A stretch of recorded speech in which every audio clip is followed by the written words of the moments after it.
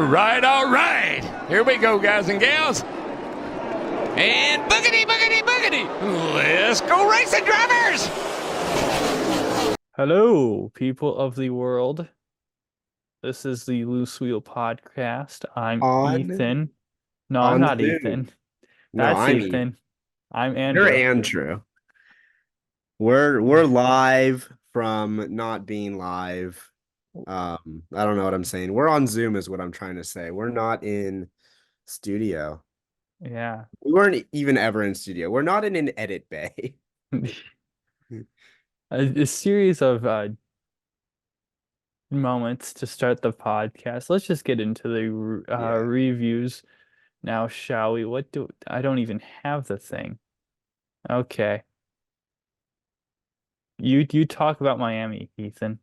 Oh, okay. Yeah, I'll do that. Give me 2 seconds because I need to tell my dad not to interrupt us. Nice. I already did that already, so that's just a skill issue. Um, yeah.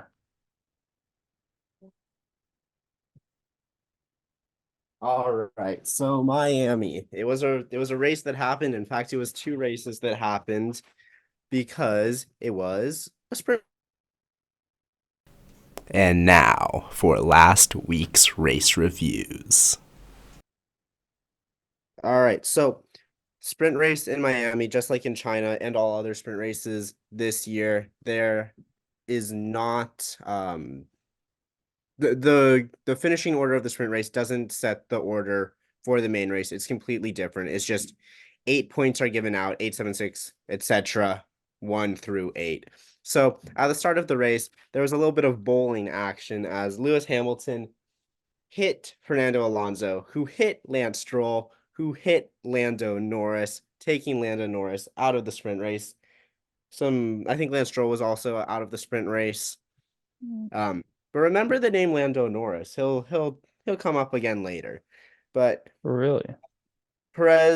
Sergio Perez was able to get past Daniel Ricciardo early on in that sprint race for the third position, but Daniel Ricciardo was able to hold off Carlos Sainz in the Ferrari. Great defending performance by Daniel Ricciardo in the sprint. That was really all that happened. There wasn't much action except for Kevin Magnussen, who kept the sprint race exciting. He did Kevin Magnussen things. He was defending with all his talent and then more, picking up penalties for just being a little crazy. Eventually, Yuki Tsunoda and Lewis Hamilton were able to get past him, but Lewis Hamilton also got penalized, I believe. So that put Yuki Tsunoda ahead of him in the finishing order. So it was Verstappen, Leclerc, Perez, Ricardo, Sainz, Piastri, Hülkenberg, and Tsunoda. He didn't really do anything besides lock up. It was just miraculously was able to avoid Verstappen.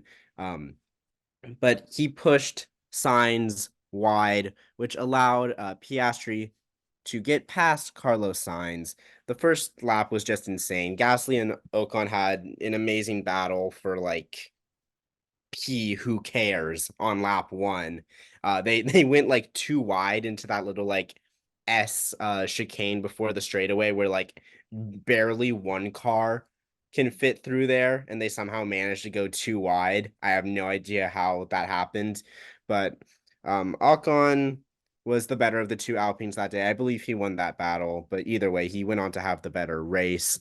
But not long after that, Piastri was able to get past Leclerc. Hamilton and Hülkenberg had a battle for P7. Hülkenberg won originally because the Mercedes car just kind of sucks right now. But Hamilton and his teammate George Russell were eventually able to get past Nico Hülkenberg. And then things kind of started to devolve. Max Verstappen hit a cone for some reason. And then Logan Sargent and Kevin Magnussen were battling for who cares.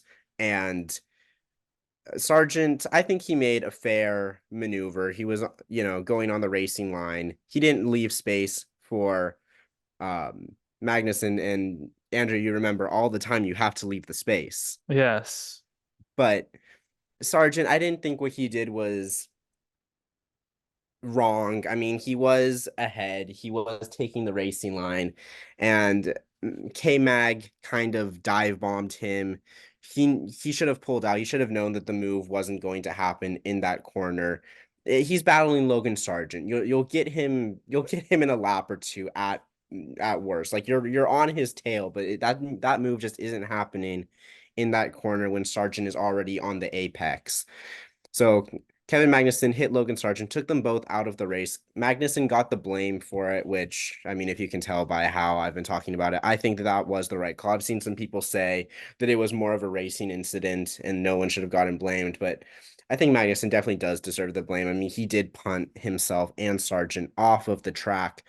And because of that, Magnussen got 2 penalty points, somehow not 3. But either way, he got 2 penalty points, meaning he has 2 penalty points away from a race ban. He absolutely has to have a clean race in Imola, or else he will get a race ban. But we'll talk more about penalty points and all that later on in the news segment because I have a news story follow up from last week that I want to share, and it just kind of proves the inconsistencies and quite frankly the BS of um that system. But either way, life moves on, the race moves on. There was a safety car that was brought out, and because of like pit strategies and being able to pit under the safety car, Lando Norris was assumed the lead of the race essentially. Um, McLaren strategy. They were trying to pit him later than other cars. It worked out way better than anyone thought they would because, of course, no one thought that there would be a safety car at that exact moment. They would give him first place. So started Norris was in the lead, Verstappen was in second, and you would think that Verstappen would probably be able to pass him, but no, Lando actually built a very nice lead, a sizable gap. I mean, it was up to almost 8 seconds, around 8 seconds at one point. Ended up being 7.6 seconds at the end of the race. Little spoiler there. Piastri and Sainz, after the safety car, had a really nice battle. Sainz was whining at Piastri's defensive driving. It was just defensive driving. It was fine, but People love to complain. people love to complain. Sainz, though, he did end up ruining Piastri's race. He took off his front wing after all the complaining about how Piastri deserved a penalty. He himself got a penalty for taking off Piastri's wing. During that same period in the race, Hamilton was battling Yuki Tsunoda, was able to get past him pretty easily. And Piastri started to fall down the grid, and Sergio Perez passed him. Hamilton passed him. He pitted for a new wing. Um, Alonso, Red Bull gives you wings. all right, dude. Alonso, who was battling up the field from the start since I believe he qualified like P15, I want to say. It was not a good qualifying performance for him, but he was able to get himself into the points and then passed his old teammate Esteban Ocon for P9. And then Lando Norris took the checkered flag. I was very happy. Andrew can attest to that. Yeah, And I can. the finishing order was Norris, Verstappen, Leclerc, Perez, Sainz, Hamilton, Tsunoda, Russell, Alonso, and Ocon. I guess that technically wasn't the finishing order because Sainz was ahead of Perez, but because of the penalty, Perez was fourth, Sainz fifth. Yeah. Yeah. Was it, in my opinion, it wasn't a great race because we thought Verstappen was going to win for the first portion before the safety car. And then the safety car happened. Oh, it was interesting. And then for like 5 laps, and we saw, oh, Norris is going away. And then it wasn't interesting because we all knew Norris was going to win, barring a safety car or some You're a random hater, thing. dude. Here's the thing. I don't like knowing who's going to win. You don't know who's going to win because every single time that Lando Norris has been in a position like this, something has gone wrong. So, I mean, there it was. I don't know. Maybe I felt it more because I'm a McLaren fan, but it was the intensity and the like, just like the feeling like is this actually going to happen? And even without that, like there was good, like, yeah, I think the thing with you is you need battling for the lead. I don't need that. Like midfield battles are fine for me. Like the battle between Sainz and Piastri, that was exciting. That was good for me. Like I there was times towards the end, like the last 10 laps or whatever, it wasn't super exciting. I agree with you. But there was still, for me at least, the edge on your seat because it was something that's been feeling like it should happen for so long, finally happening. Does that make sense? Yeah. Well, for me is I've grown up watching racing with NASCAR and IndyCar more recently of not knowing who's going to win and having battles at the front. That's what I'm used to. And when I go Formula One and everyone says on social media, this is a great race, I'm very confused because I don't see that. It's just there was, yes, you had a nice surprise winner, which um I do think that's what makes the people that watch the race say, "Oh, this is a great race," more than if it was a Verstappen win if the roles were reversed. And being, I know Lando Norris after however many, and well, really anyone outside of Verstappen is an underdog winner. But I know for you especially, I'm not going to say anything different, but you are a Lando Norris fan. Yeah. That is your guy, and I know you. I would, and well, that's not you. Just people have biases towards when their favorite driver wins in F1, I mean, NASCAR, yeah, IndyCar, and that's team in all sports. But that's yeah, fair. But like even I Morgan, because all three of us, just to set the scene for everyone listening, Morgan, Andrew, and I were all on a phone call while watching the race. Like Morgan was loving it as well. Like, and he's a he's a big Yuki Tsunoda fan. Like he I think no one has an issue with like McLaren or anything or yeah. Lando. So, everyone was happy that Lando won. All F1 fans were, I mean, Morgan included, but Morgan doesn't have like the same fandom for the team that I do, and he still really enjoyed it. So, you know, Yeah, that is true, but I I th think it's the race is definitely like if it was Perez that took advantage or they got the advantage of the safety car and went away and won, like yeah, it we wouldn't be calling it as good of a race. So I understand what you're saying there, but it was still a solid race either way. Like it was, 7.5 out of 10, something around that race either way. And then you add in the unexpected win, which that was part of the race. You can't take away from rating the race by saying, oh, if that didn't happen, blah blah blah, because it did happen. That's what makes it such an amazing race. I mean, yeah, I get what you're saying, but at the end of the day, we knew bearing something strange to occur, it was going to be a Norris win. And with the last portion of the race and the first portion, it was the same thing, but with Verstappen. I would give it a 5 out of 10 personally. You're an F1 hater. You just are. You just it's fine. Like you don't have to like F1. You don't have to love F1. But I'm you're just what you enjoy out of this is different than what an F1 fan does. I enjoy battles for the lead, not knowing who's gonna win. You didn't know who was going to win though. That's the thing. Like until it was like obvious. Once Lando had built like a 5-second lead, then yeah. Yeah, I understand. But even until then, like there was like is Verstappen just saving tires for a late attack or something, or does Lando like genuinely have Oh, it was Oscar at that point. faster faster pace than Verstappen. And I mean, deviating a little bit from the current conversation, but like, wow, the McLaren actually had the pace Pace. to not only keep the lead, but to pull away from Max in clean air. That's wildly impressive in my opinion. And the upgrades, I don't know how it's going to be going forward because we saw every time the McLarens were on the soft tires, it didn't go well.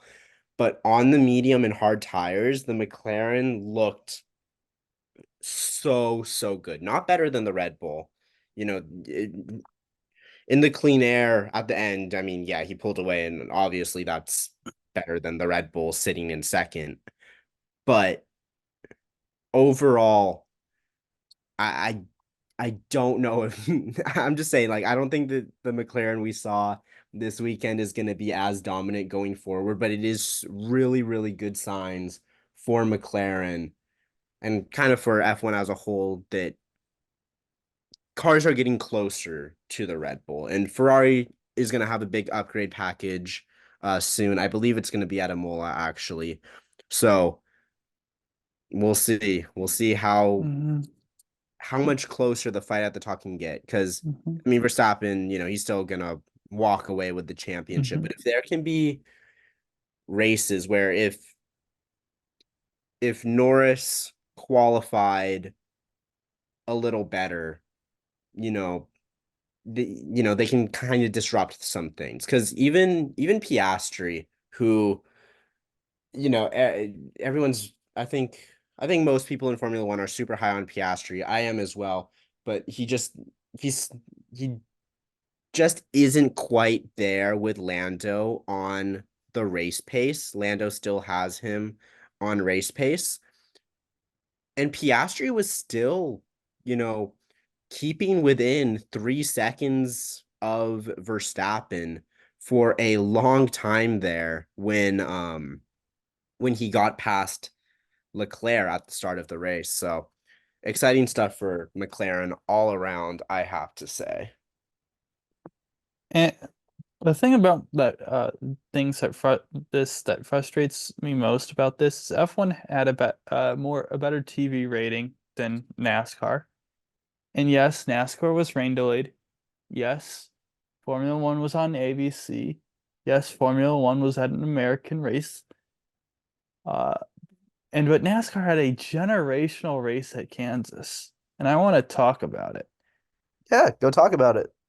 Uh, in stage one, you had Christopher Bell and the Yahoo car leading, and then Chastain eventually took over in the Busch Light Crocmobile. Um, green flag pit stops, and then you had a Chastain Larson had an insane battle swapping second multiple times because Derek Kraus decided not to pit for some for just trying to throw a Hail Mary in the Project Wyoming car. They eventually passed Derek. Then Larson repasses Chastain. Then Hamlin and Larson, they swapped the lead multiple times. Insane battle. Hamlin leads, gets the better of that, and Hamlin wins stage one. So you had some good racing stage one.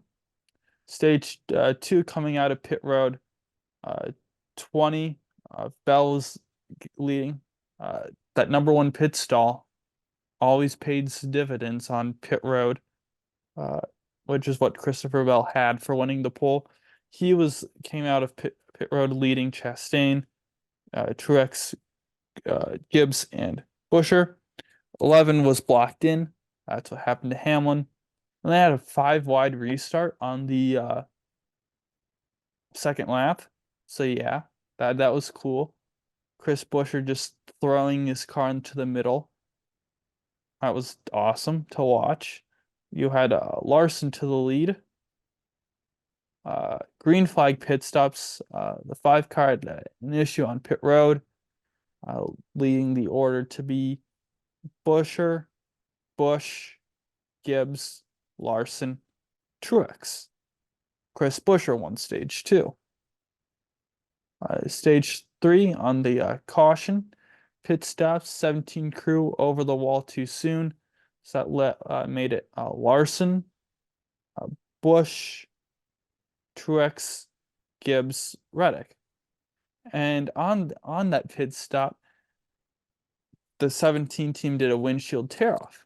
And in the process, another one tore off and just sat there on the roof. Anyway, we went green. Couple laps later, Jimmy Johnson got hit by Corey LaJoie. Then Johnson slid into LaJoie and hit the 33 car of Austin Hill. So yeah, your weekly Jimmy Johnson wreck when he shows up was not his fault this time. So good for him. On that next restart, Busch gets the lead and then wreck behind. It was Hamlin washing up into the 2 car of Austin Cindric, who then spins and collects the 23 of Bubba Wallace and the 34 Mike McDowell. Next restart, Burton spins. Absolutely embarrassing year for Harrison. Larson regained lead on the next restart. And then Joey Logano spun. Most pit, but on the previous caution, a group of cars stayed out. Or the previous caution, these guys had pitted. So now they stayed out. It was Gilliland leading Hamlin, Buescher, Justin Haley, Bubba Wallace, and Michael McDowell. Hamlin passes the 38 car. Buescher passes Hamlin. Hamlin repasses Buescher. Some cars, we're getting to the end here. Some cars run out of gas and pit. Truex passes Buescher. Truex was coming late. It's probably going to catch Hamlin and maybe pass him. But Kyle Busch spun running third. So people come in. Do you want to take 4 tires, 2 tires, and no tires? No one took no tires, which I thought was a surprise. I thought someone would have gone none. But The good old gas and go. or yeah, gas and go or stay out completely. No one did that.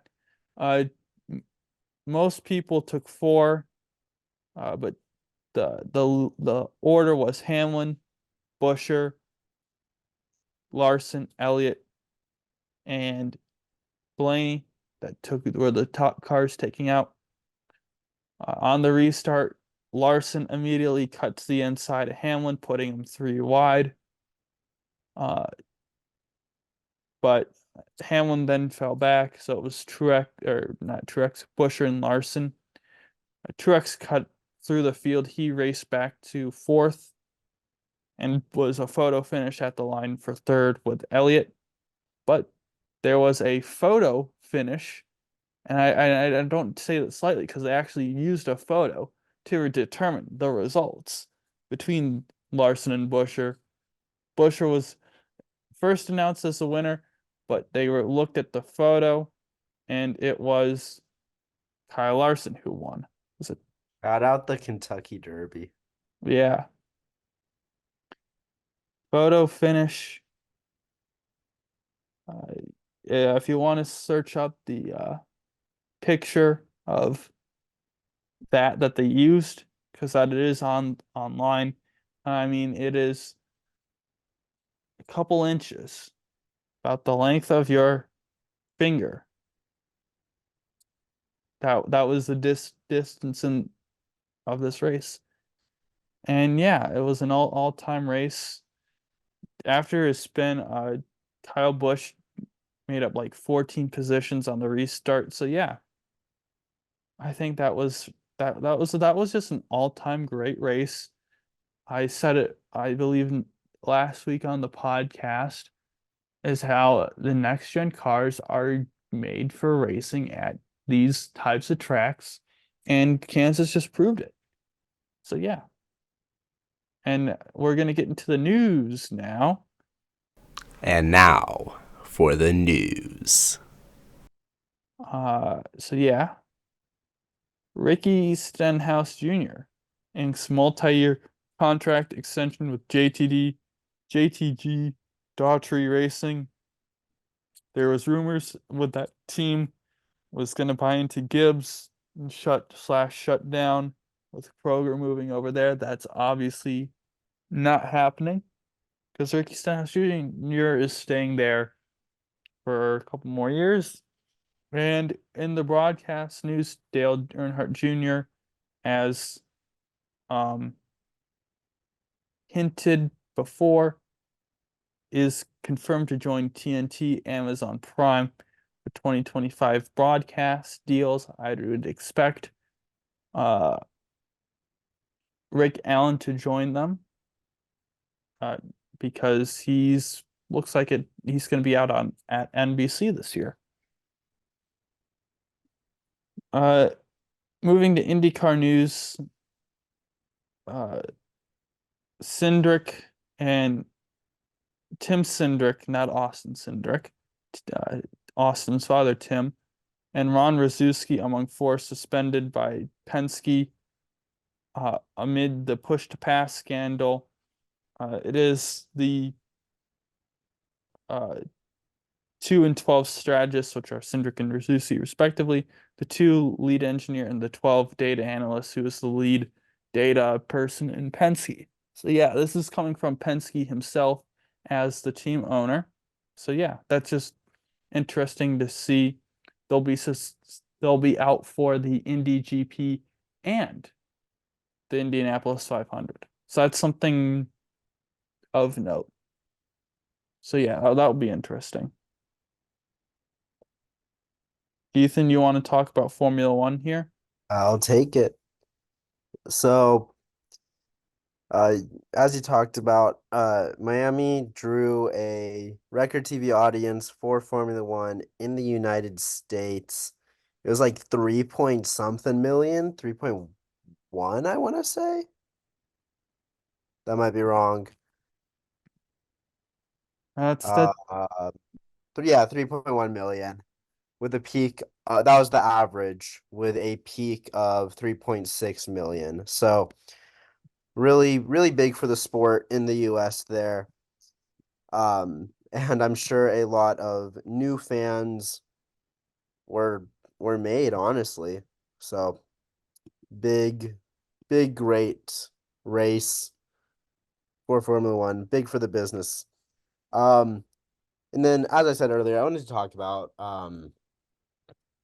the penalty point system. This is a little bit of a rant, so apologies. But essentially, Austin Martin got their right to review for Fernando Alonso's 3 penalty points that he picked up for pushing signs, I think it was, whoever it was, off track in China. He got 3 penalty points for that. At the FIA, they rejected the right to review, whatever. That's not really what I want to talk about. What I want to talk about is how did Kevin Magnussen only get 2 points for crashing himself and Logan Sargent out of the race, but Alonso gets 3 for pushing someone off the track?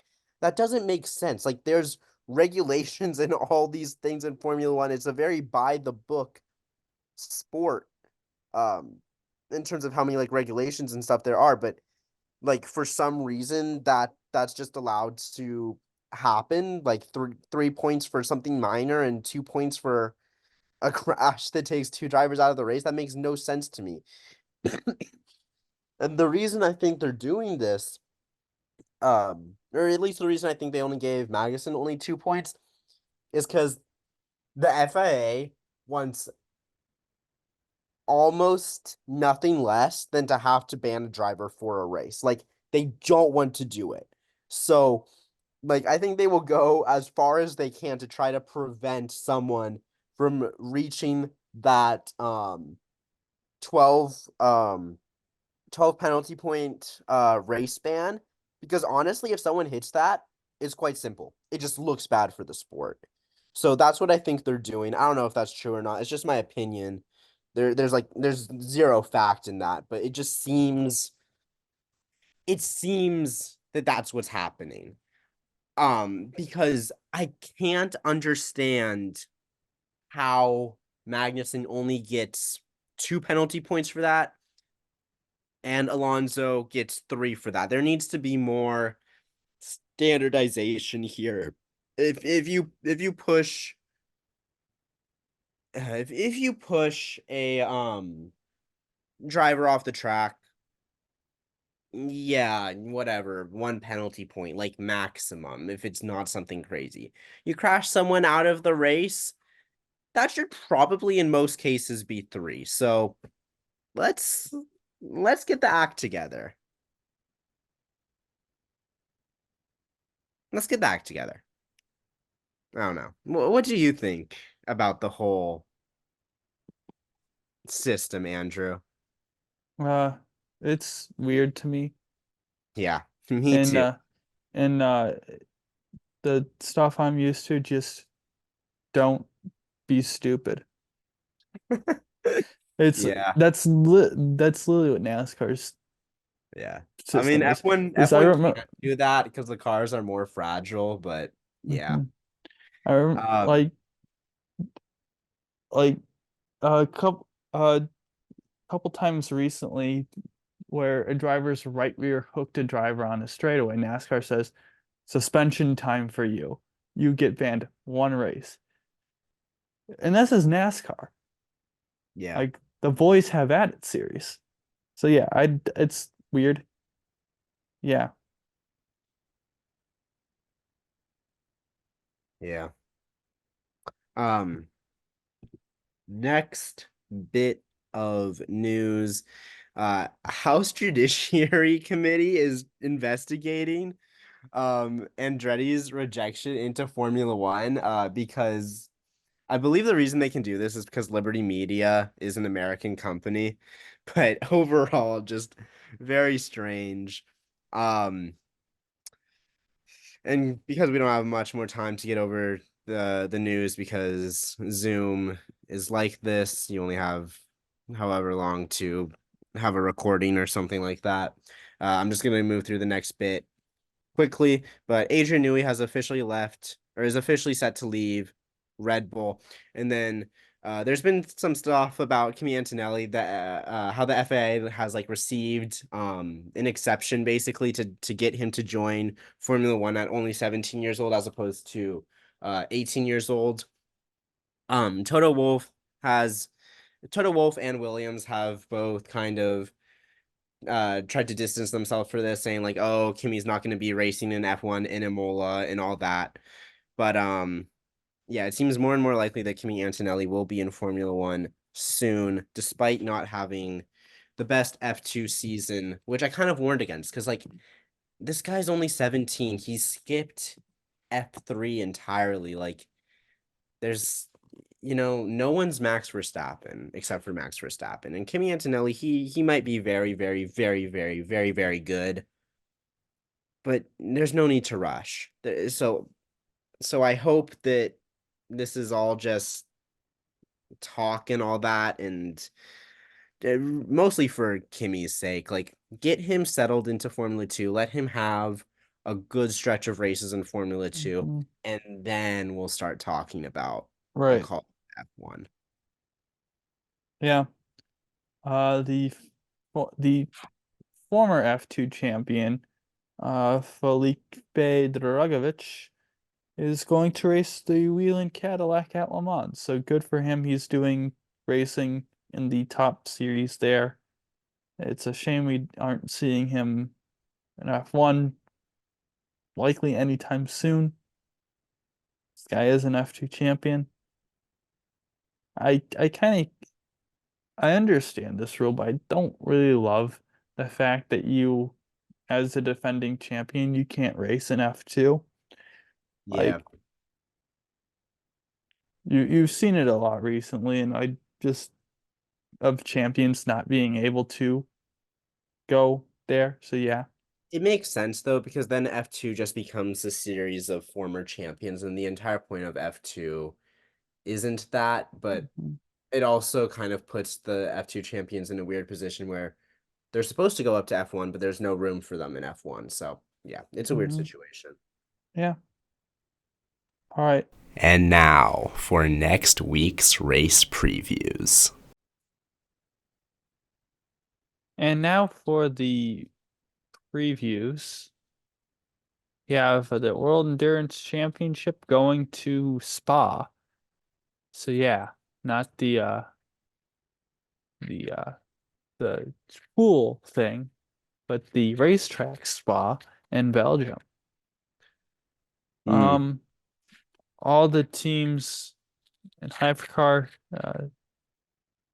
still there. A couple just different drivers. Harry Ticknell will not be in the race for Proton as he is doing his IMSA commitments, and it'll just be Julian Allendar and Neil Gianni for the Proton Porsche and Lamborghini. Eduardo Montara is out. Andrea Caldarelli in for them. I think this is just for this race. And Ferdinand Habsburg is still out. Jules Goonen still in. Going into the GT classes, Doreen Pin out for Iron Dames this week. Ray Hall Frey in. I believe Pin is doing something this week. Kelvin Vanderlyn out for the ad the Acarus Asp Lexus. Rimto Miata is in. Yeah, that's all you've got. Spa's last year's winners, they were the LMP. I'm just going to disregard LMP2's existence. The 7 Toyota Gazoo car was Conway, Kobayashi, and Lopez. And was AF course, the third AF course, Ferrari and GT, LMGTE, Howard Perez, Compact, Alessio Rivera, and Lulu Wadu. And Rivera is the only one competing with them this round. So yeah, it's interesting. And moving over stateside, you have going to IMSA at Laguna Seca over in your neck of the woods, Ethan. You have in the Proton competition Mustang sampling. They have Bent Viscal going alongside Jimmy Bruni. They've had a rotation of drivers and as the second, third, fourth drivers this year. So Yep. yeah. Only real hypercar change, everyone else still the same. LMP2 not racing this week.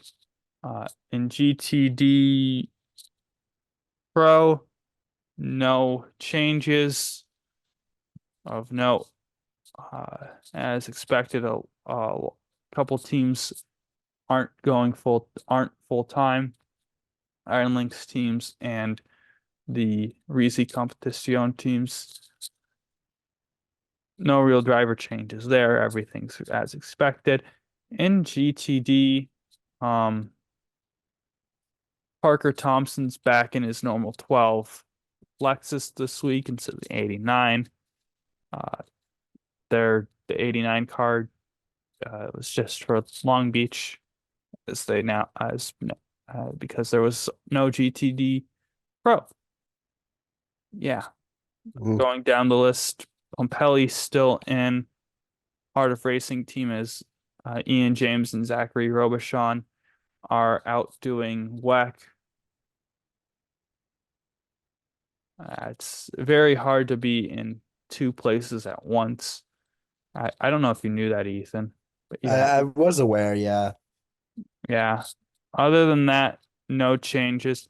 The 96 Turner Motorsport BMW will race under 557. I think it's their 557th race or something. I don't know exactly, but I saw that earlier. Yeah.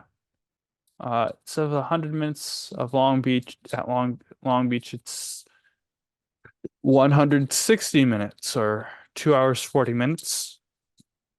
So I believe that is how math works. 6 hours at Spa, I forgot to mention. The defending race winners last year were the Cadillac Racing of Bourdais and Van der Zender, who will both be back in the 01. The 79 team in GTD Pro, not coming this year, is that team. It's kind of rebranded with those drivers not racing, Jules Goonen and Daniel Junicadella. Same thing can be said in GTD with Kelly Moss with Riley, Kai Van Burlo and Alan Mattini, not there. So yeah, that's just shakes everything up, leaves it wide open.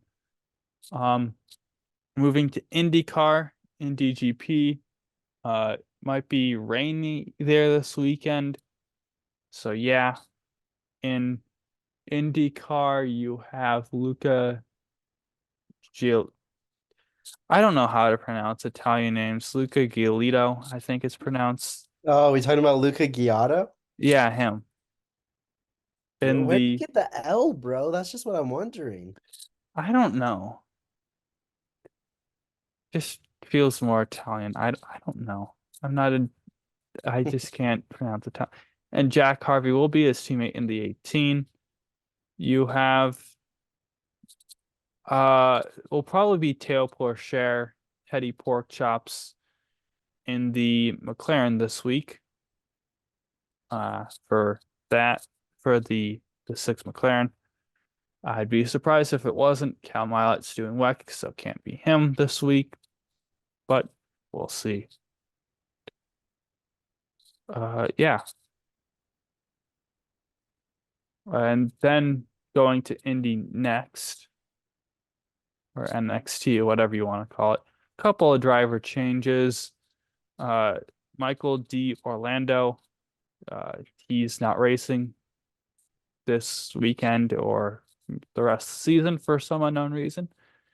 And Able Motorsports is putting in Jordan Missig and for Josh Mason for this round, and unknown what will happen for that car for the rest of the season. So that's interesting. No other driver changes or anything. So yeah, going over to NASCAR. It's throwback weekend. And with that being said, Ethan, we are doing a faux back ourselves, with the logo being blue, for just Richard Petty Blue, because that's cool and I like it. Oh, that's the blue. Okay. Yeah, that's the blue. Yeah, blue is cool. Shout out blue. Yeah. With that being said, it is throwback weekend. You have in the 16 Derek Kraus and the 15 Kaz Grah. But I'm going over to the NASCAR.com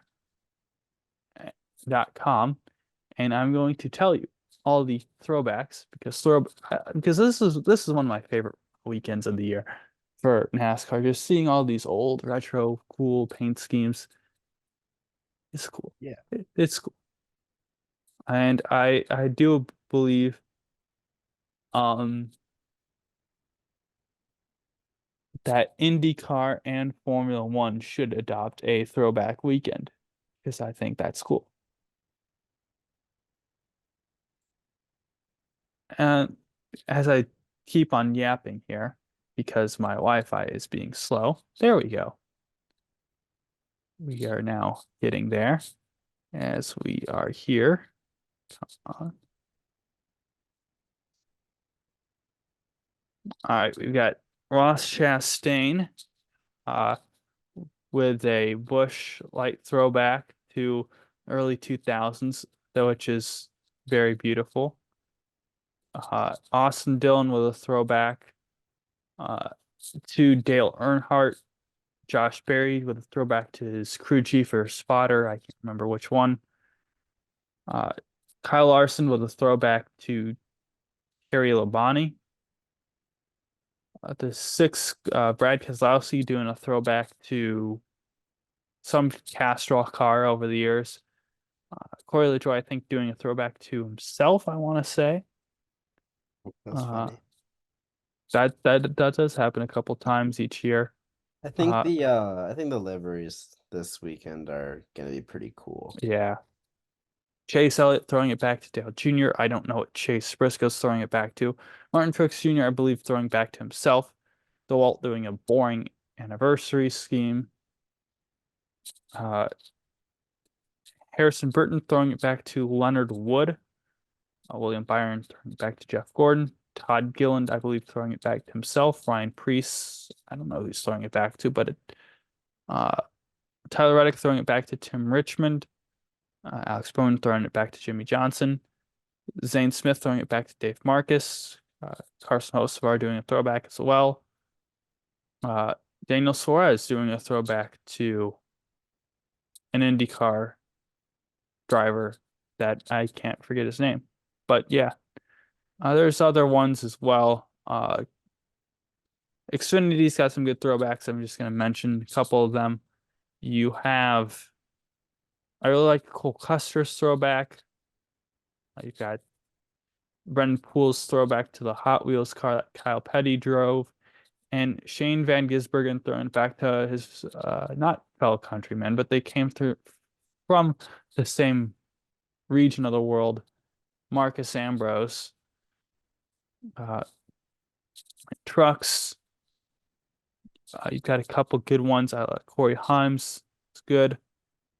Christian Akis throwing it way back to someone very old. I don't know who.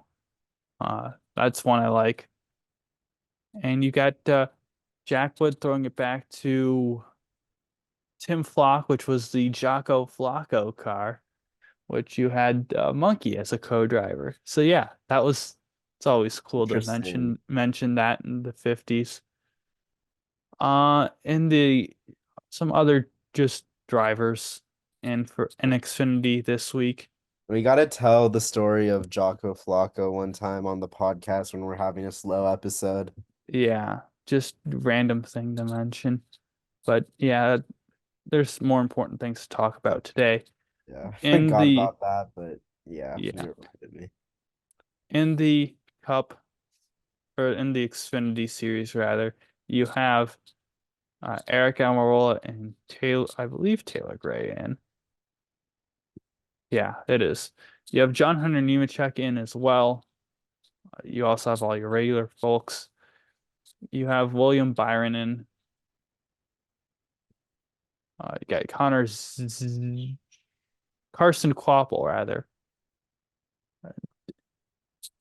I'm telling you, the Junior Motorsports 88 cars, an interesting car to watch because you've got a lot of good prospects in that car throughout the season so far, and what will continue.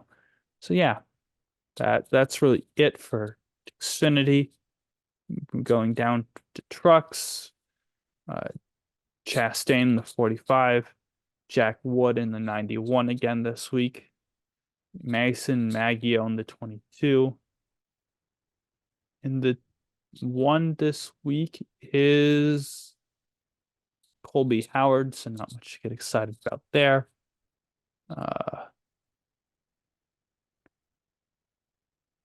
And that's really it. You do have Connor Jones racing the 66, but yeah, that's really it. So yeah, not much to say there. And now, Ethan, it's time. The segment you've been waiting for, I know, that's for sure. That is the picks last week. And now for next week's race picks. You took the lead. You had 12. The guest had 13, and I had 7. Slacking me. Lost the week, but am now winning the war. Yeah, you won the battle Well, I kind of lost the battle though, because or I lost lost. the guest, Yeah, lost the but battle, but is winning the war. Um, lost. Yeah, yeah, yeah. yeah. In trucks, you guys took Corey Heim. I took Eckes. Corey Heim won. Yay. I took Truex for Kansas. You did beat out Denny Hamlin. We all got Max right for winning the Miami Sprint, Yep. and we all had him getting on winning, so that means 1 point because he did get on the podium. Perez and Sainz did not make the podium, making me look like an idiot. Thanks, guys. Um, Perez did not get on the podium for you. Norris got on the podium for you, getting a point. And Morgan correctly had the podium, but all in the wrong order. He had Verstappen, Leclerc, Perez, or Norris when it was Norris, Verstappen, Leclerc. Yeah, so that puts us had a three. You had a 3 point lead on me and a 23 point lead on the guest. 120, 117, 97, respectively.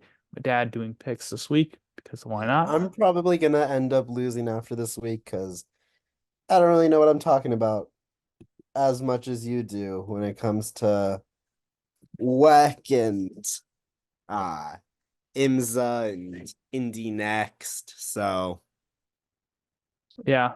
we'll see what happens. All right. So let's get into our picks. My dad took the Wheeland Cadillac, and I went the '01 Cadillac, the defending winner. So yeah, Yeah. I went with the number 7 Porsche. I didn't win last time, but it has been a good car this year. yeah. And my dad took the Paul Miller BMW of the full-time cars, best in points. I took the AO Porsche because I feel like they're gonna win. I was originally thinking Lexus, but I feel like Lexus is gonna get a bad BOP for this race. I also took the 77. You want to tell the audience why you took them? Uh, because the 62 Risi Competizione or whatever it's called. I was going to pick them. They're not racing this weekend, so it's the 77 for me. I am copying Mr. Andrew.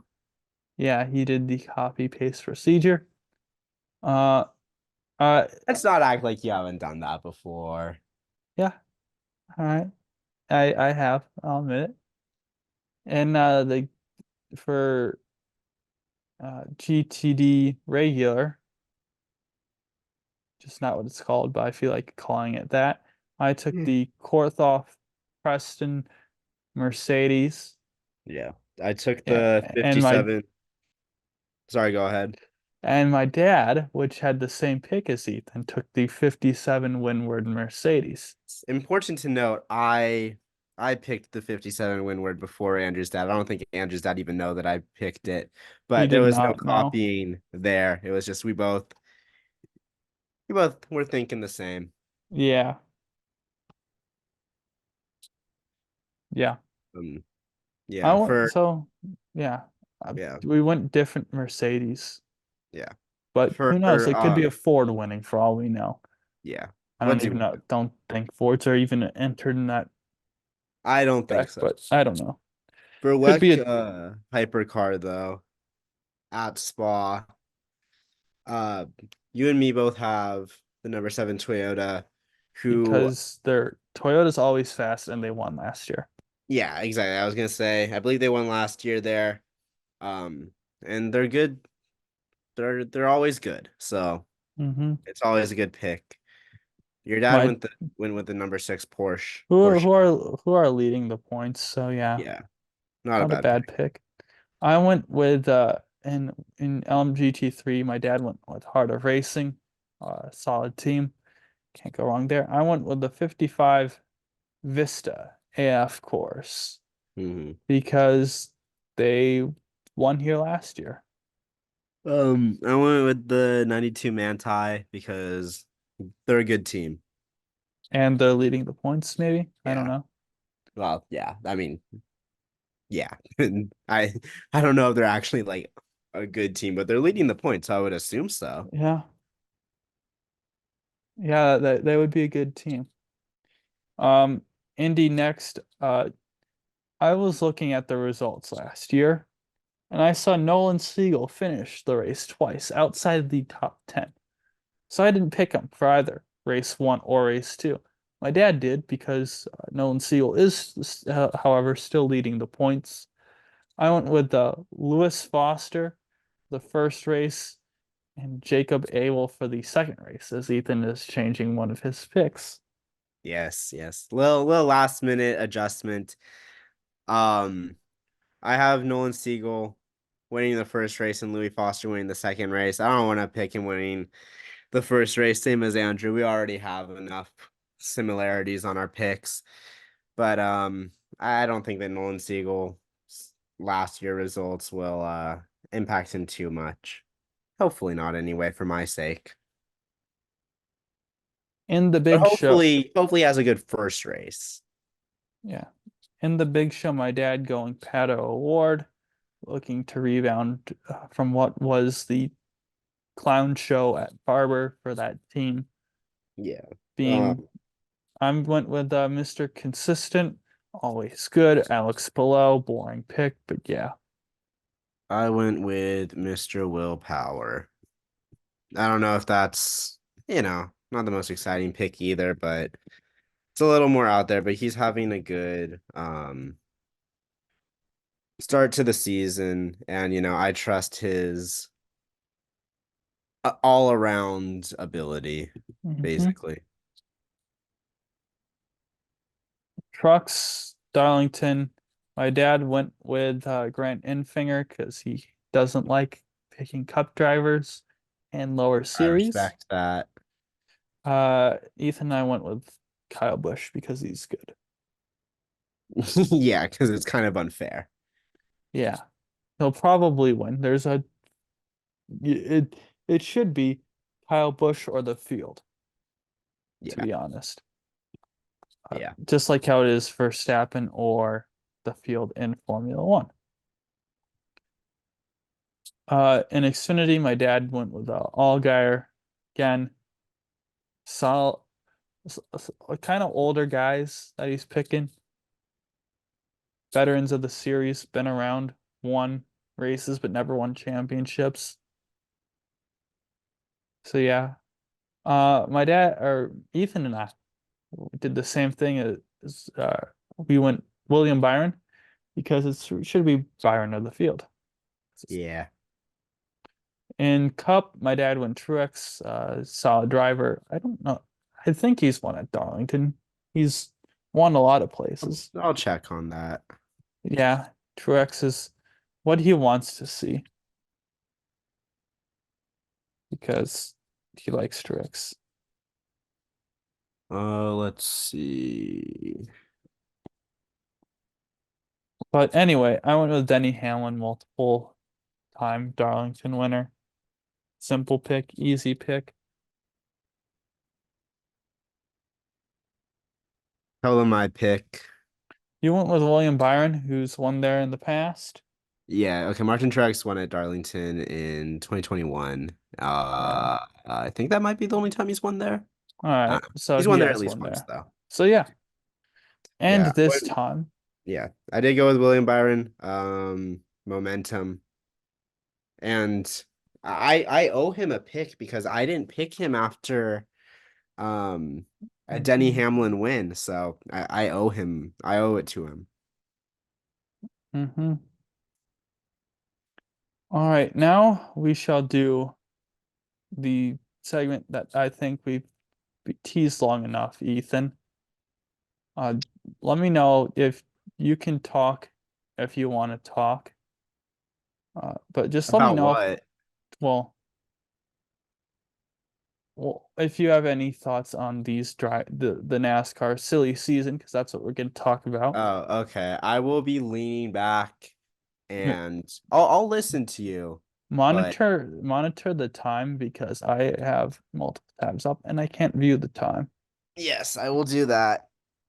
I'm I'll starting let off. you cook. If I have Uh, anything to say, I will say it. But I'll let you cook. Starting off, you have Hendrick Motorsports, easiest team. All four drivers, Larson, Elliott, Byron, Bowman, all have contracts. Um, if, however, if Bowman sucks and misses the playoffs, I don't expect this to happen, but if he does that, and Sam Mayer comes up, starts winning a lot of these Xfinity races, I could see a possibility where Mayer is in the 48. I don't think either of those two things are going to happen. That would lead to that, but it is within the realm of possibility, but I don't think either of those things will happen. So I don't think Hendrick will be in that position. Moving over to Richard Childress Racing, I would expect them to have Austin Dillon and Kyle Busch next year. I just think they're going to stay there. JTG, they're set with Stenhouse with their multi-year contract. Going to talk about some more surefire teams. Penske, Cindric, Blaney, and Logano I expect to be there for another year. I haven't seen anything official with those guys yet, but yeah. RFK Racing with Keselowski and Buescher. They could expand to third car and add Haley as a possibility. I don't think that would happen. Uh, just I don't think they're as hungry for a charter as some other teams are that I'm going to talk about later. Moving over to Rick Ware Racing, I think they're going to stick with Haley in the rotation of Ware and Herbst, probably, and Casgrala, I would assume. I don't see any reason that they would change it, but they might end swap one of those drivers. I don't know. That's something they could do, or they could just go Cody Ware, Casgrala full time. I wouldn't be surprised by either of those.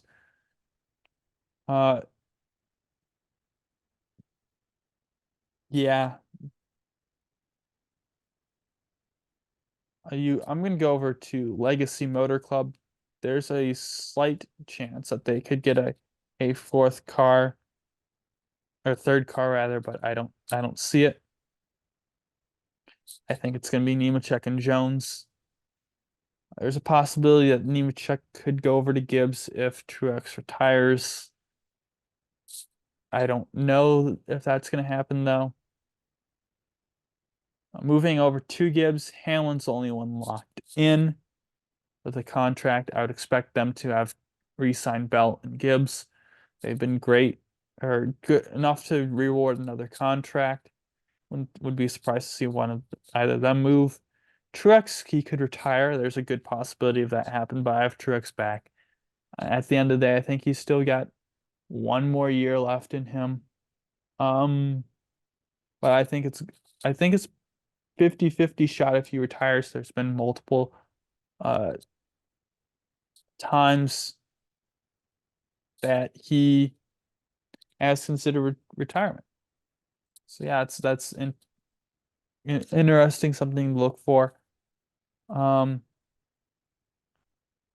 New rumor that I've seen is Stuart Haas Racing and Front Row Motorsports possibly merging. I don't see it happening because Stuart Haas Racing would have to sell off two of their charters, which is something that has been rumored. I don't think they will sell off two charters, though. I think they'll only sell one. And that would mean Ryan Preece would be the odd man out there. I do think they'll re-sign Barry another year. I think, because I think they're high on him. Gregson and Briscoe have been great this year, better than expected. I do think they'll downsize to 3 cars. Where do you think that charter go? You might be asking.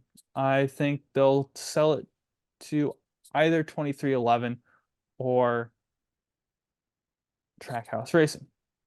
If it were to go to 2311, I would say it would the driver that they'd put in is Chandler Smith. Of the 2 top Toyota drivers, I think it might be him. You all also have Corey Heim. So I think he would be shot by, just like Smith coming from Xfinity, a little bit better than Heim. I think that third car would be 67. I do think Tyler Reddick and Bubba Wallace are still good.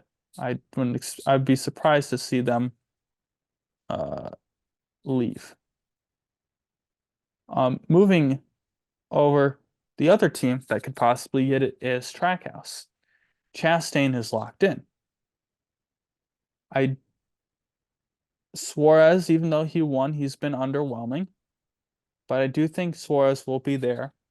So that leaves the question for their third car, are they going to bring in SVG, or could they move Zane Smith over? Zane Smith's been very underperforming this year at Spire.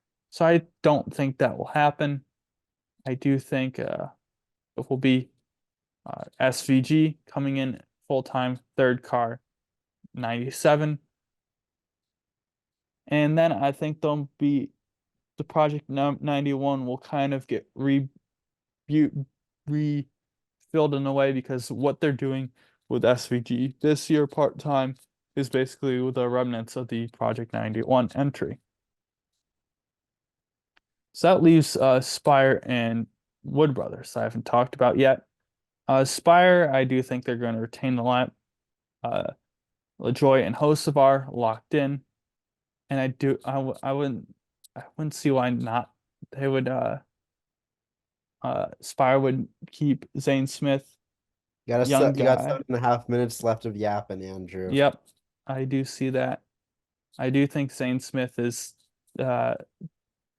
Trackhouse will pay some money to keep Zane Smith in that car.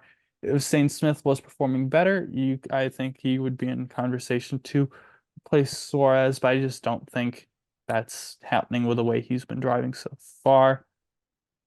I don't know if I mentioned Colleague Racing. I do think they're going to keep their rotation of Allmendinger, Williams, Kraus, Ty Dillon, of whoever they can find to drive the 16 car, and Daniel Hemrick as a third car. This is the most unsure of a team that you can. And then finally, there's Harrison Burton, 21. He's getting replaced, I think, for sure. Rumors have seen Riley Herbst and Ryan Preece going to there. I feel like that's just the same guys that have been okay at best in their rides. I think it's going to be Austin Hill, because there's always one shock surprise in each silly season. I think it's going to be him, just because he's has the money to go cup racing. He's had as sponsorship, obviously, because that's why he's in the 4 cup races that he does. And the guy's just solid in the Xfinity series, great on super speedways, as shown, solid driver in the 1.5 miles. I think that's would be a good fit, because Road Brothers, they've been very uncompetitive with Harrison Burton. And yeah, that's really it. Who knows what will happen with everything? I don't. There's always one shock surprise, and we'll see. We'll see. I think it's going to be Austin Hill to 21, but really could be anyone. Yeah. Ethan, do you have any thoughts on all that, or are you just excited to see what the dominoes falling? I think it'll just be exciting to see where the dominoes fall. Wonder if, who is going to retire, who's going to stick around. Yeah. Yeah. All right. Thank you all for listening into this edition of the Loose Wheel podcast. I believe this is episode number 18. So in terms of episodes for the season, this podcast can now legally vote, among other things. I don't know. So Okay. yeah. Random analogies with Andrew, as always. Anyway, Ethan, what do you want to say to the audience before we leave? I'm tired. Goodbye. To me, it looked like he actually lost the wheel. The wheel for Ross Chastain is still and perfect. Wheel on the track. Did you leave the wheel loose? You picked the fine time to leave me loose, wheel.